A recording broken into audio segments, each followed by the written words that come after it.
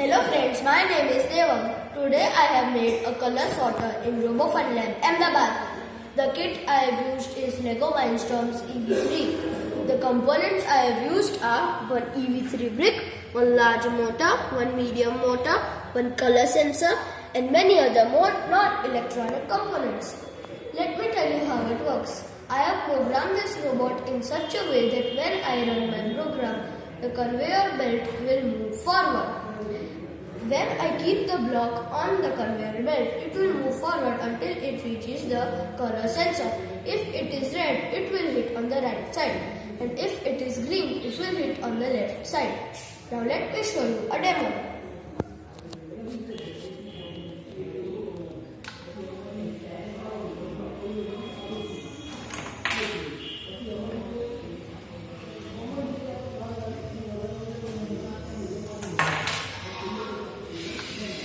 These kind of color sorters are used in factories, industries and to sort the things. Thank you.